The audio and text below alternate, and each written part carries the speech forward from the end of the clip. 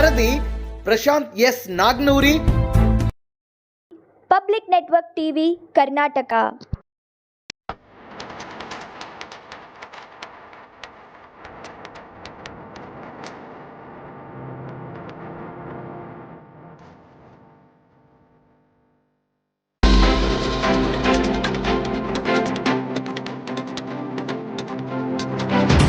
ಇವತ್ತು ಹುಕ್ಕೇರಿಯ ಹೊರವಲಯದಲ್ಲಿ ಒಬ್ಬ ಅಜಿತ್ ಪೂಜೇರಿ ಅನ್ನುವಂಥ ಒಬ್ಬ ಕುರಿ ಮೇಲೆ ಹುಕ್ಕೇರಿ ನಗರದ ಬೀದಿ ನಾಯಿಗಳು ದಾಳಿ ಮಾಡಿ ಸುಮಾರು 10ರಿಂದ 11 ಕುರಿ ಗಾಯ ಆಗಿದ್ದವು.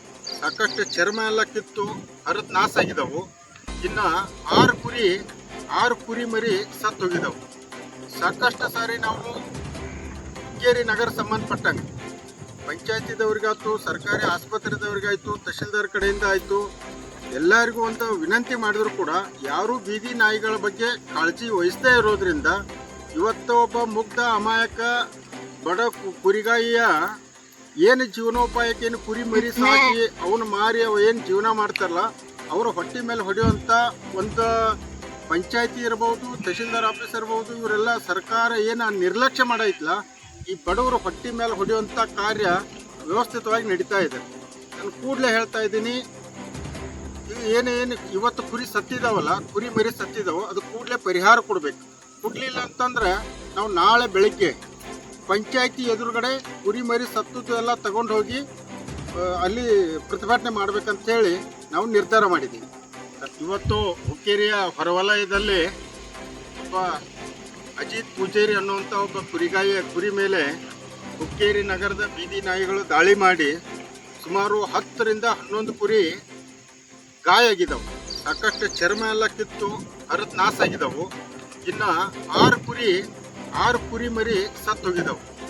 ಸಾಕಷ್ಟು ಸಾರಿ ನಾವು ಹುಕ್ಕೇರಿ ನಗರ ಸಂಬಂಧಪಟ್ಟಂಗೆ ಪಂಚಾಯತಿದವ್ರಿಗಾಯ್ತು, ಸರ್ಕಾರಿ ಆಸ್ಪತ್ರೆದವ್ರಿಗಾಯ್ತು, ತಹಶೀಲ್ದಾರ್ ಕಡೆಯಿಂದ ಆಯಿತು, ಎಲ್ಲರಿಗೂ ಒಂದು ವಿನಂತಿ ಮಾಡಿದ್ರು ಕೂಡ ಯಾರೂ ಬೀದಿ ನಾಯಿಗಳ ಬಗ್ಗೆ ಕಾಳಜಿ ವಹಿಸದೇ ಇರೋದ್ರಿಂದ ಇವತ್ತು ಒಬ್ಬ ಮುಗ್ಧ ಅಮಾಯಕ ಬಡ ಕುರಿಗಾಯಿಯ ಏನು ಜೀವನೋಪಾಯಕ್ಕೇನು ಕುರಿ ಮರಿ ಸಾಕಿ ಅವನು ಮಾರಿ ಅವು ಏನು ಜೀವನ ಮಾಡ್ತಾರಲ್ಲ ಅವರ ಹೊಟ್ಟೆ ಮೇಲೆ ಹೊಡೆಯುವಂಥ ಒಂದು ಪಂಚಾಯತಿ ಇರ್ಬೋದು, ತಹಶೀಲ್ದಾರ್ ಆಫೀಸ್ ಇರ್ಬೋದು, ಇವರೆಲ್ಲ ಸರ್ಕಾರ ಏನು ನಿರ್ಲಕ್ಷ್ಯ ಮಾಡೈತಲ್ಲ, ಈ ಬಡವರ ಹೊಟ್ಟೆ ಮೇಲೆ ಹೊಡೆಯುವಂಥ ಕಾರ್ಯ ವ್ಯವಸ್ಥಿತವಾಗಿ ನಡೀತಾ ಇದೆ.